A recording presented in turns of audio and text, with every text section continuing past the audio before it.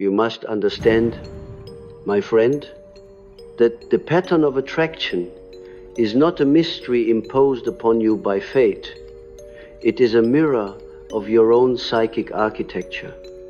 Every person you have ever drawn into your orbit was a fragment of your own unconscious seeking visibility. The heart does not merely fall in love, it projects. And the soul does not simply choose, it reveals itself through the figures it selects.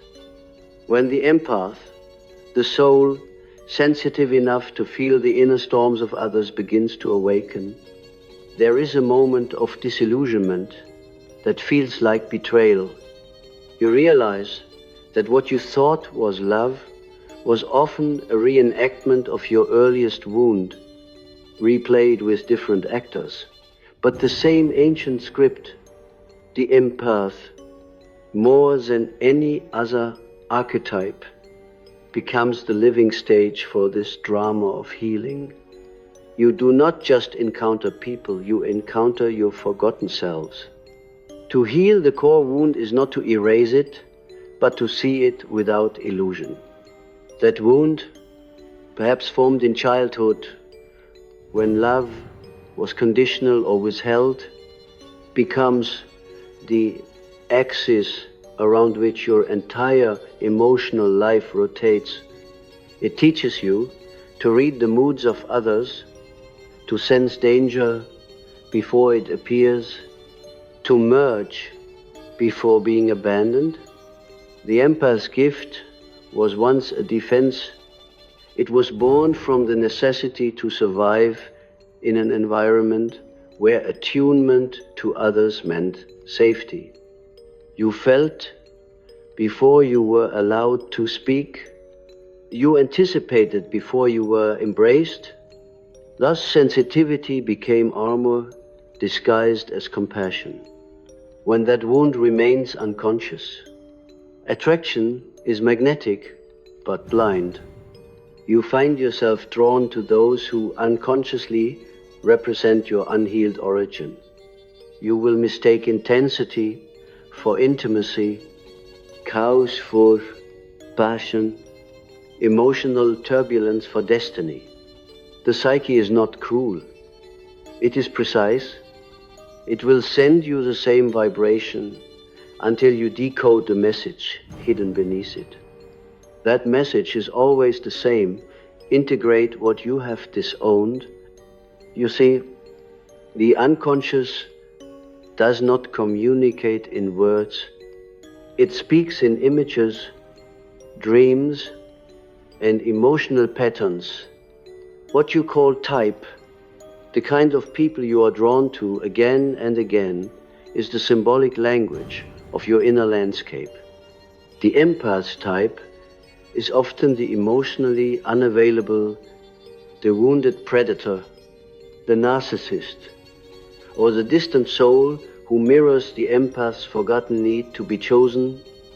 But the empath does not simply attract these figures. The empath creates them through projection. You lend your light to the unready vessel. You see potential where there is avoidance. You pour divine energy into the cracks of another's brokenness, hoping that love will redeem what history once destroyed. But what you are really doing is reenacting the primordial scene where you, too, had to love the unreachable in order to survive. Now, when healing begins, true healing, not intellectual understanding, but cellular forgiveness, something extraordinary happens. The magnetic field that once drew pain like iron begins to change polarity. The same faces appear, but you no longer feel the same gravitational pull. What once felt like destiny now feels like déjà vu.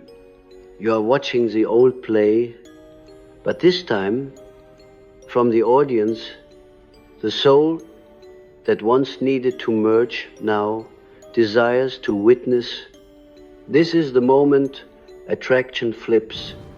Healing the core wound means withdrawing projection. You reclaim the power you had outsourced to others. You see that the person who hurt you was not your enemy, but your reflection, a distorted one. Yes, but still yours. You begin to understand that love, as most people experience it, is the unconscious attempt to find the missing parent through the body of another. But when you integrate the inner mother and father, you no longer need the outer redeemer. Love becomes recognition, not rescue. The empath's journey is the alchemical path par excellence. The stages are identical: nigredo, the blackening, when everything collapses.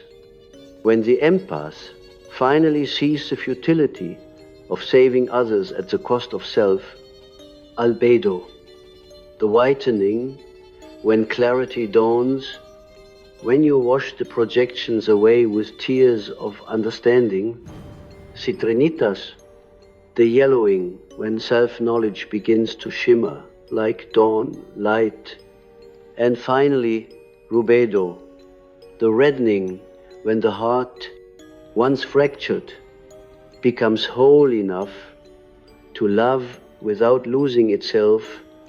Do not imagine this transformation as a gentle ascent. The psyche defends its illusions with sacred ferocity. The ego does not willingly surrender its addiction to drama. It will tell you that peace is boring, that chemistry equals chaos, that absence of anxiety means absence of passion.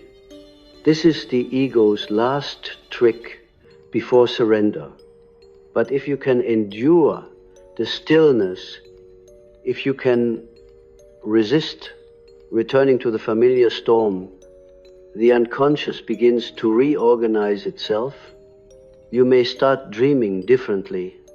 In the dream, the once chased figure stops running.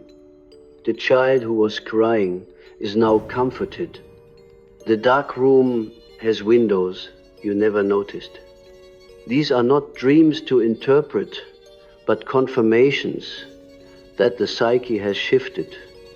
The dream world always registers healing before the waking mind does. Understand, attraction is a psychic equation. It balances what is conscious with what is hidden. When you were fragmented, you sought your missing parts in others. When you become whole, you attract wholeness. The same law that once drew suffering now draws serenity. This is why it flips instantly, not because the external world changes, but because your frequency of perception does, but instantly is misleading. From the outside, it appears sudden one day. You no longer desire what used to possess you, but in truth, it is the culmination of countless small moments of self-awareness.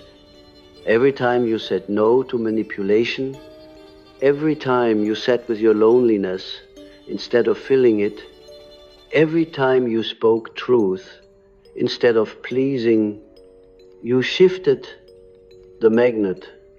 When the inner polarity reaches equilibrium, the external polarity must invert.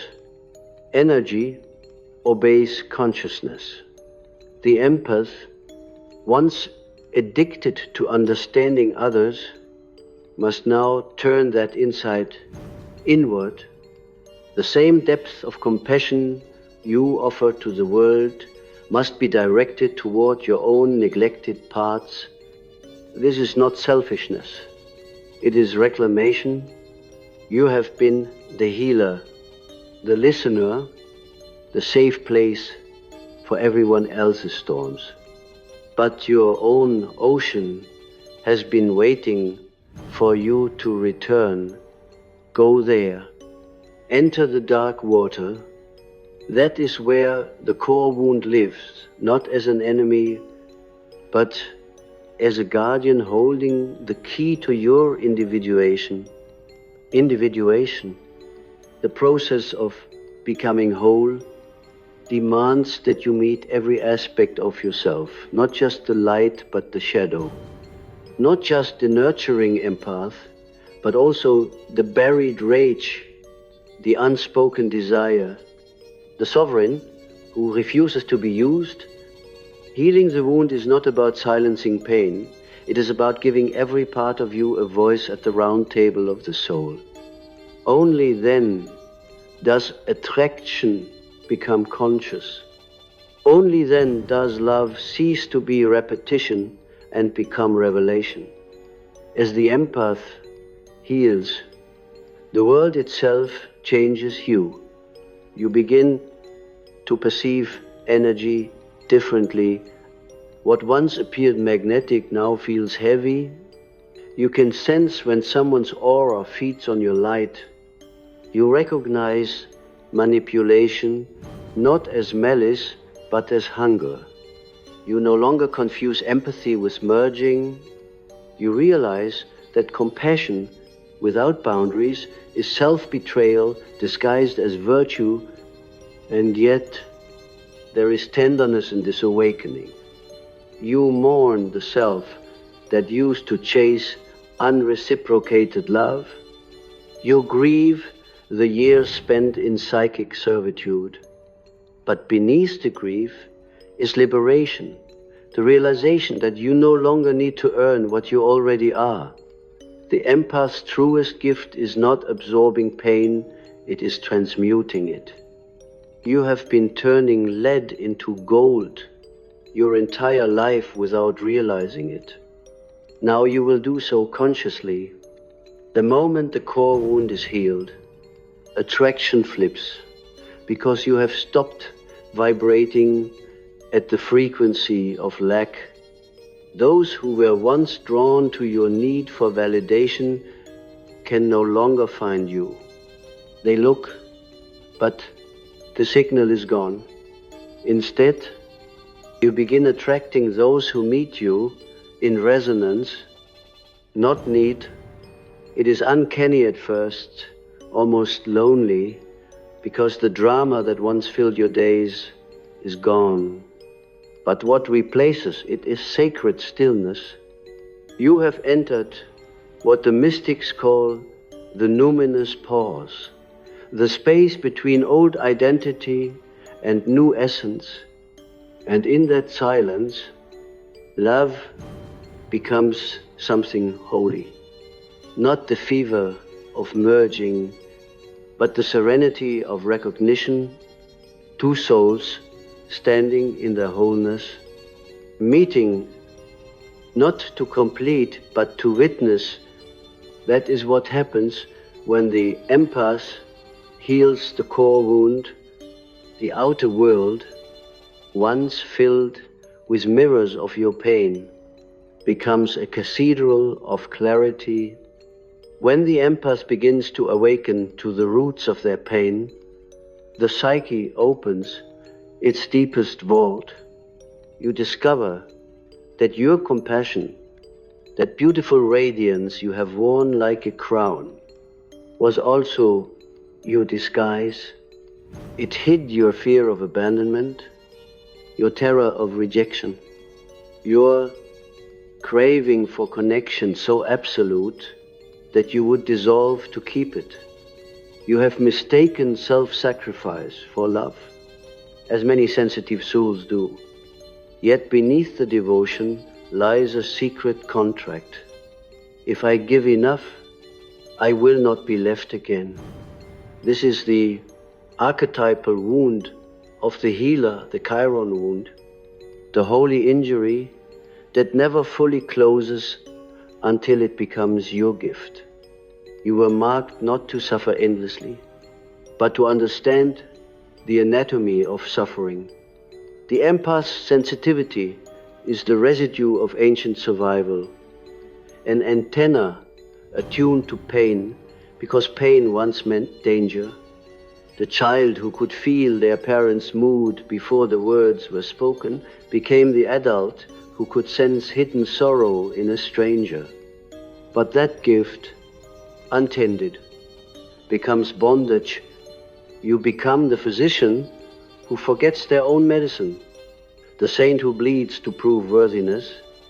Let me tell you, the psyche does not allow such imbalance forever. What is denied returns through the shadow. And the shadow of the empath is rage, ancient, righteous rage at being unseen, unheard, unchosen. The empath represses it, fearing it will make them unlovable. But repression is possession in disguise. What you bury becomes what rules you. That is why so many empaths are drawn to the cold, the cruel, the self-absorbed, the ones who mirror back the suppressed fury of their own forgotten power. The narcissist carries the empath's denied fire. The empath carries the narcissist's denied soul. Together, they dance the tragic waltz of projection. When the empath heals the core wound, this polarity dissolves. You stop seeking your shadow in others because you have invited it home. You no longer need the narcissist to embody your anger, the unavailable to reflect your abandonment, the manipulator to test your boundaries. You have integrated the disowned parts of your psychic kingdom. You are no longer split between the savior and the silent child. You become both the healer and the healed. This transformation, my friend, is the essence of individuation. It is the realization that the self, the divine totality within, is neither purely light nor purely shadow, but the eternal marriage of both. The ego resists this truth because it wants to be good. It wants to preserve an image of purity, of saintly empathy, untouched by darkness. But such purity is sterile. The divine is not found in perfection, but in wholeness. To be whole is to love the parts of yourself that once frightened you.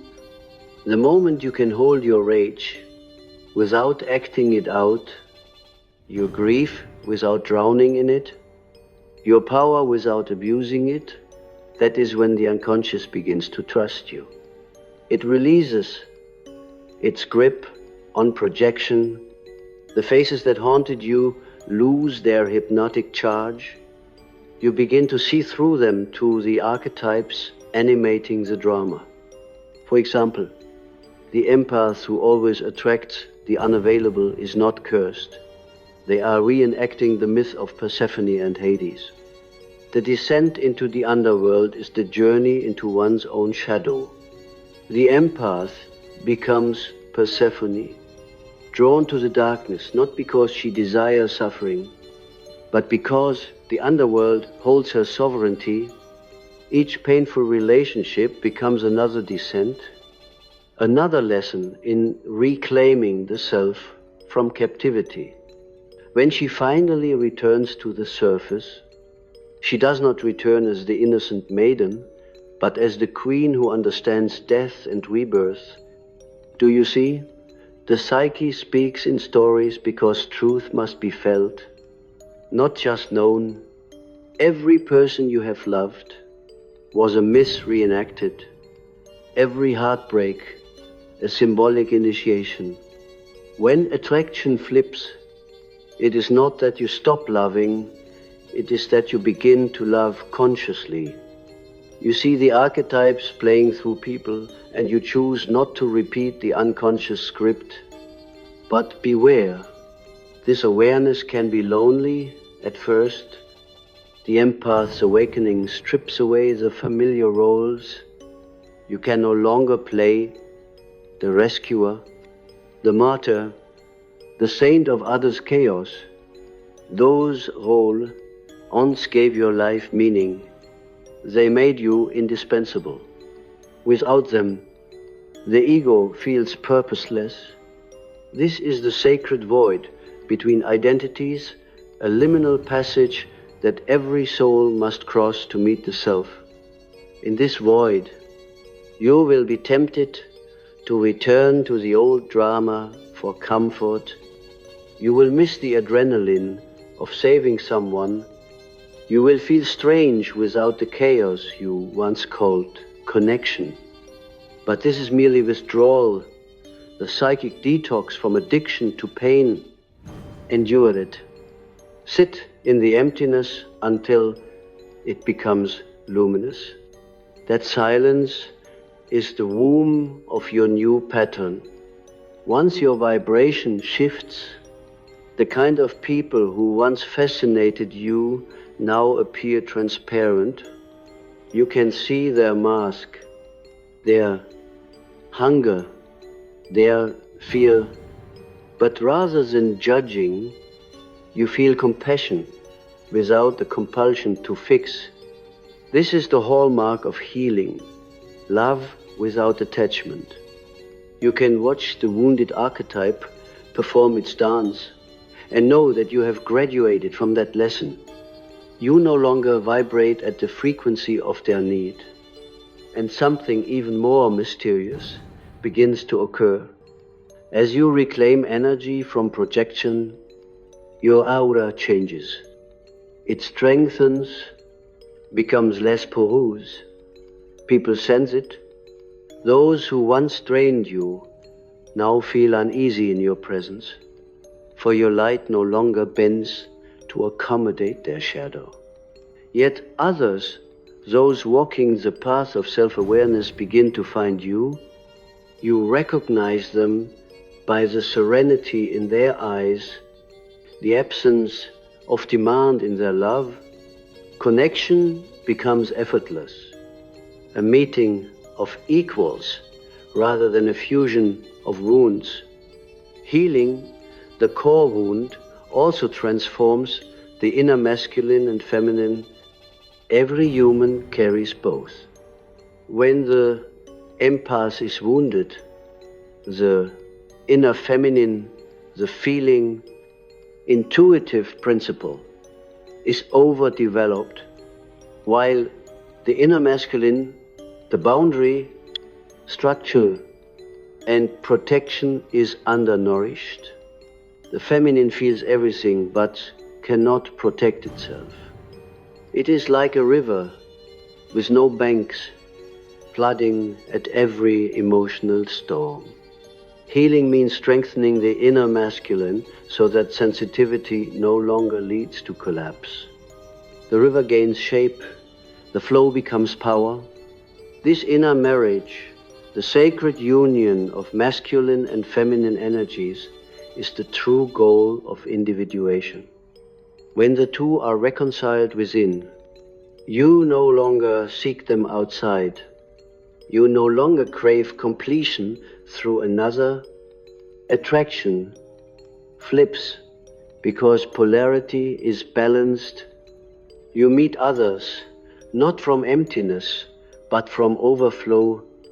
Love becomes a creative exchange, not an energetic extraction. And in that equilibrium, you discover something the wounded empath could never perceive, that love is not fusion, but reflection. The self meets itself through the other. Every encounter becomes a mirror for expansion, not survival. Even conflict becomes sacred dialogue. Not trauma reenactment. This is the evolution of the empath into the mystic, the one who feels not just human emotion, but divine harmony within all things. But beware of spiritual inflation. My friend, the ego, when it tastes power, will attempt to claim ownership of awakening.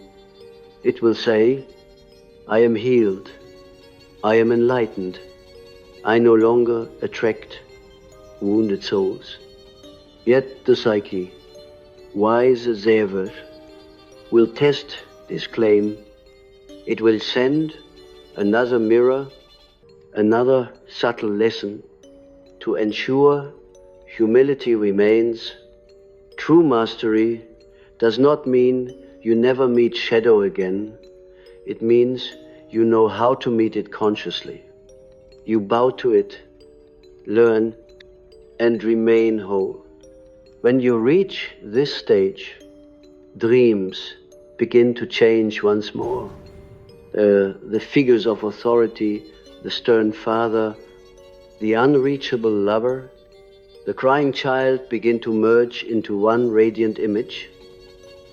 Sometimes it appears as a mandala, sometimes as a great tree, sometimes as light reflected in water.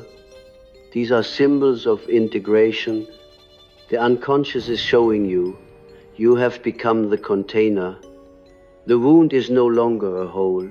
It is a vessel of wisdom. Healing the core wound does not make you invulnerable. It makes you transparent. Emotions still move through you, but they no longer anchor themselves in the wound. You can feel sadness without becoming it. Witness anger without being consumed. This is emotional sovereignty, the state where empathy becomes clarity, and so attraction truly flips. The magnet that once drew chaos now draws peace. The psyche seeks equilibrium, not drama. You begin to attract souls who are also healing, who speak truth without defense, who mirror your authenticity rather than your abandonment. It feels unfamiliar at first, this calmness, but it is not dull, it is sacred. It is the hum of resonance between awakened hearts. The empath has walked through fire, descended into shadow, and emerged carrying light that no longer burns. You have learned that boundaries are not walls, but sacred circles of consciousness. Within that circle, love can thrive without annihilation. This, my friend, is the midpoint of your transformation, the alchemical rebirth where the healer becomes the mystic and attraction ceases to enslave. It now serves the higher law of the soul, evolution through awareness. As the empath continues on this sacred path, a new dimension opens the realm of intuitive wisdom. What was once raw emotional sensitivity begins to refine itself into a higher perception. Empathy, when healed, transforms from reaction into revelation. You no longer absorb the world, you read it. Energy that once overwhelmed you now speaks in symbols. The same vibrations that used to drown you become language. This is not the end of feeling, it is the beginning of discernment. The psyche, when purified of projection, becomes a mirror clear enough to reflect truth without distortion. You sense when someone's words are misaligned with their energy, not because you are suspicious, but because you have become attuned to coherence. You see the invisible dialogue between intention and expression. You recognize when love is an offering and when it is a transaction. You no longer need to decode pain because your own has been integrated. And in that clarity, you become the vessel through which divine intuition operates. The unconscious, once filled with unprocessed memories, now becomes an instrument of guidance. Dreams begin to shift again, not as cries of the wounded child, but as communications from the self. You might dream of clear water, open doors, radiant light emerging from caves. These are symbols of consciousness integrating itself. Synchronicities multiply. The right people appear at the exact moment they are needed. Conversations echo your inner thoughts. Books fall into your hands as if chosen by the unseen. The world becomes participatory, a living psyche in motion. This is how the healed empath navigates attraction.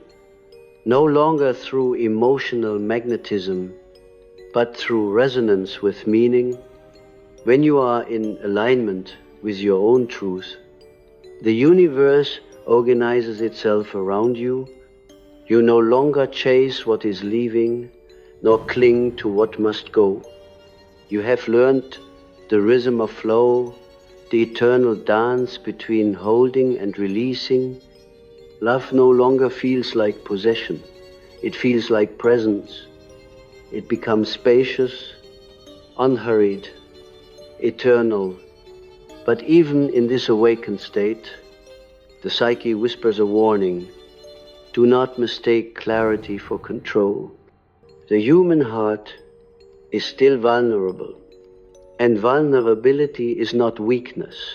It is the portal through which spirit enters. To love consciously is not to armor yourself, but to remain open with awareness. The healed empath does not close the door to pain. They simply refuse to live there. They understand that suffering has purpose, but no longer demands residence. You will find, as you continue, that your sensitivity sharpens rather than dulls, yet it no longer drains you, because it is no longer tied to fear. The empathic faculty becomes sacred sight, the feeling intuition Jung described as the anima's voice, the feminine wisdom of the soul. It perceives what the intellect cannot grasp. It senses archetypal movements in people, not just moods, but mythic energies playing through them. You will feel when someone speaks from ego, or when they channel their deeper self, and your own speech will begin to change. It will carry vibration instead of persuasion. To live in this awareness is to walk the world as both observer and participant. You are still human, you will still long, still argue, still question. But beneath every experience runs a quiet knowing. I am not what happens to me. I am what perceives it.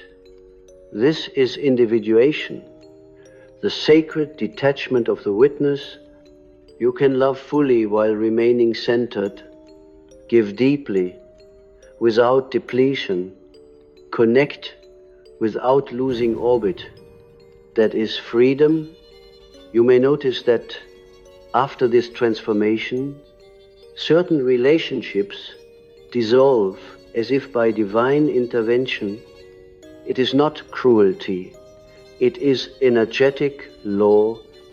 Those connected to you through your wound cannot accompany you into your wholeness. Their role in your story was sacred, but complete. To hold on would be regression. You will feel grief, perhaps guilt, as you release them. But remember, every ending in consciousness is a beginning in soul. Those who are meant for your healed vibration will find you without effort. They will recognize you not by your pain, but by your peace. At this stage, love ceases to be personal. It becomes archetypal, the dance of the divine within matter. You begin to see eros not as romantic yearning, but as the cosmic force that binds creation together, every act of genuine connection. A glance, a word, a silence becomes a spark of that eternal fire. You no longer seek to possess love. You participate in it. This is the alchemy of the heart, to transmute attachment into devotion. The empath, once fragmented, now becomes an axis of harmony. Where you walk, energy stabilizes. Where you speak, confusion dissolves. You become a quiet force, not loud, not dramatic, but undeniably real. People feel different around you, not because you project power, but because you emanate presence. The healed empath radiates coherence. Others feel themselves through you. This is not influence in the worldly sense. It is resonance in the spiritual sense. And yet, even in this luminous state, the psyche humbles you. For every illumination casts a longer shadow. As consciousness expands, new depths of the unconscious reveal themselves. But now you meet the darkness with curiosity, not fear. You have learned the art of descent. You know that even the shadow is the servant of light. The next wound you uncover will not enslave you. It will initiate you further. Healing is not a destination, but an eternal spiral. Sometimes the old attraction may test you again. You might meet a familiar face wearing a different mask, someone who embodies an echo of your past pattern. But now you will feel the difference instantly. The body will not betray you with excitement. It will whisper warning. The mind will not confuse intensity with destiny. The heart will not plead for rescue. You will smile inwardly, for the soul recognizes the old lesson dressed in new form, and you will bless it and walk away. That is the power of integration. From this point forward, your attraction is guided by soul resonance, not psychic hunger. You will find yourself drawn to those whose energy amplifies your peace rather than your adrenaline. You will value stillness over stimulation, presence over performance, depth over drama. This is not indifference, it is maturity of the heart. The healed empath no longer mistakes silence for emptiness. They have learned that the divine speaks in whispers, not noise. In relationships formed after healing, something extraordinary occurs. There is mutual transparency. You no longer hide your depth to make others comfortable. You no longer shrink your light to avoid envy. You no longer explain your intuition to those committed to misunderstanding. You live as you are, a bridge between the conscious and the unseen. And when you meet another who carries similar light, the connection feels less like discovery and more like remembrance. You do not fall in love, you awaken in love. This, my friend, is the reversal of attraction. Once your magnetism was born from lack, now it arises from wholeness. Once you sought to heal through others, now you heal through presence. Once You absorbed others' chaos. Now you transmit peace. This is the empath's ascension, not away from humanity, but deeper into it, with eyes that see through illusion to essence. Remember this truth: every wound, once embraced, becomes an organ of perception. The scar does not vanish. It becomes the symbol of transformation. The healed empath wears their scars not as shame, but as scripture-written proof that light can inhabit darkness and survive. You were never meant to stay broken. You were meant to become transparent. Through you, the universe sees itself. When the empath completes the circle of transformation, the psyche returns to its origin, but not as it was. The journey has changed the traveler. You are no longer the child of pain seeking light. You are the consciousness through which light and pain embrace. The wound that once defined you now serves you. It has become the sacred passage through which understanding flows. This is what I have always called the union of opposites, the reconciliation of the conscious and the unconscious, the merging of shadow and spirit, the marriage of heaven and earth within the human soul. In the beginning, you believed love was something to find. You believed healing was an event that would one day arrive. But now, through the alchemy of suffering, you have discovered that both love and healing were always moving through you. They were the living water hidden beneath the desert of your striving. To heal the core wound is to realize that what you sought outside was only ever your own divine nature reflected through mirrors of imperfection. The empath's task was never to save others. It was to retrieve the self from exile. The great paradox is this: when you stop searching for love, it begins to surround you, not as romance, not as possession, but as atmosphere. Everything vibrates with significance. The movement of wind through leaves, the silent gaze of a stranger, the rhythm of your own breathing. You begin to feel that existence itself is relational, that every atom in the cosmos participates in an invisible dialogue of energy and meaning. You realize that the same force that once drew you toward pain is the same force that now guides you toward purpose. Attraction, once bound to your wound, now obeys your wholeness.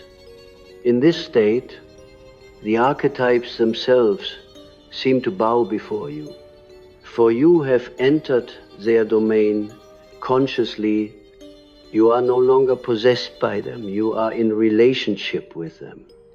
The healer walks beside the warrior, the lover alongside the sage, the child reconciled with the parent. These inner figures, once fragmented, now form a living council within you. You consult them in silence, and intuition answers before words appear. This is the maturity of the psyche, when the many become one and the one becomes many again. From this unity arises a new kind of love, impersonal yet deeply intimate, detached yet profoundly connected. You love not because of what people give you, but because you see through them into the same divine essence that animates you. Even those who still sleep in unconscious patterns evoke compassion, not pity. You no longer resent them for what they cannot give. You see that every soul is moving at the pace its wound allows.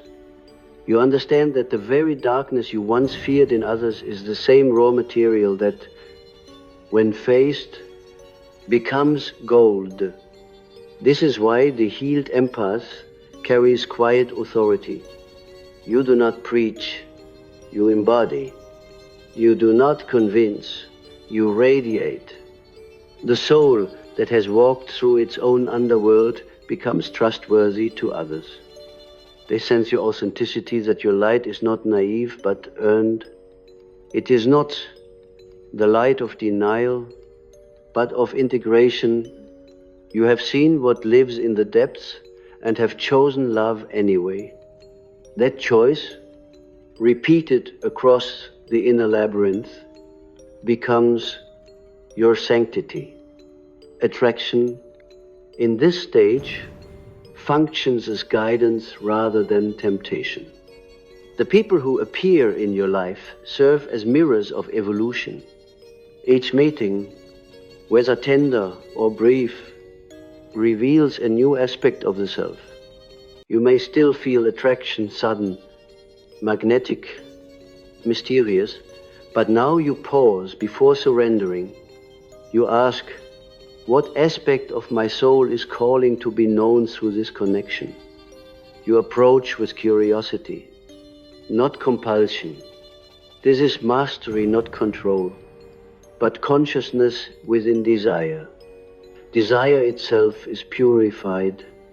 It no longer seeks to fill a void, but to express abundance. You desire not to possess, but to create, not to consume, but to contribute. This is how divine energy moves through an integrated soul. The libido, which once bound you to cycles of repetition, now becomes the creative flame of purpose. You begin to manifest not relationships that drain you, but callings that expand you. Your work, your art, your words all carry the signature of integration. You no longer seek meaning, you generate it. And so, my friend, the empath who heals becomes the mystic. The sensitivity that once felt like a curse becomes the gateway to divine perception. You can sense the unseen architecture behind human behavior, the mythic pattern woven through mundane events. Every emotion, every encounter, every silence reveals a hidden symmetry. You begin to understand that even suffering was sacred choreography. It was the hand of the self arranging experiences to awaken you to your own totality. But this awakening carries a responsibility. The world will still be full of pain, and you will still feel it. You will sense collective wounds, the sadness in humanity, the grief of the earth, the chaos of the collective unconscious. Yet now you will not be overwhelmed. You have become the alchemical vessel. You can hold darkness without drowning, channel chaos without losing form. You are the bridge between realms, human and divine, personal and archetypal. The empath has transcended empathy and entered compassion, the love that sees without needing to fix. At times, you may feel the weight of this awareness. You will wish to rest, to forget, to return to the innocence of ignorance. But remember, even Christ wept, even the enlightened feel the ache of existence. The difference is that you no longer identify with it. You let it move through you, as wind through a window passing, not imprisoning. Your soul has become translucent, Life's energies flow through you freely, leaving wisdom in their wake. And perhaps the greatest mystery of all is that the healed empath's attraction flips not only outwardly but inwardly. You begin to fall in love with your own being, not in vanity, but in awe. You see your sensitivity as divinely designed, your scars as sacred script, your loneliness as initiation. You realize you were never too much. You were simply born to feel what the world has forgotten to feel. You were sent to remind humanity of its own heart. So do not suppress your sensitivity. Sanctify it. Do not fear your empathy. Refine it. Let your perception become prayer. Let your awareness become art. The more you embody this integration, the more the universe responds. New opportunities align. Your creative power intensifies, for energy once spent surviving now flows into manifestation. You become what alchemists called the philosopher's stone, a consciousness that turns pain into purpose, loss into light, and attraction into awakening. At the end of this journey, you will look back at every heartbreak, every rejection, every betrayal, and see them not as accidents, but as sacred teachers. Each one pressed your wound until you remembered your worth. Each one dismantled illusion until only truth remained. You will bow not in bitterness, but in gratitude, for without the darkness, you would never have seen your own radiance.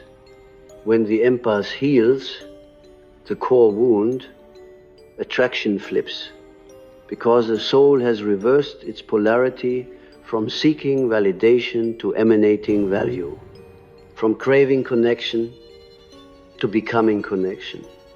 What you once pursued, you now attract effortlessly, because you have become the embodiment of what you were seeking. The universe does not reward the healed empath. It reflects them. And so, as this journey concludes, remember, healing is not escape from feeling. It is the full awakening of consciousness within feeling. It is the capacity to hold the entire spectrum of human experience, sorrow and joy, fear and faith, without fragmentation. The healed empath does not reject pain. They transmute it. They do not run from love. They expand it. They do not seek peace. They are peace. This is the ultimate realization, that the soul never desired perfection, only wholeness. And wholeness is found where opposites meet, where the wound kisses wisdom, where the shadow kneels before the light, where the human heart becomes the temple of the divine. When the empath heals, attraction no longer binds, it blesses. Love no longer wounds, it awakens. And the self, at last, recognizes itself in every face, every mirror, every motion of existence, whispering, I was never broken. I was only remembering who I am. He prayed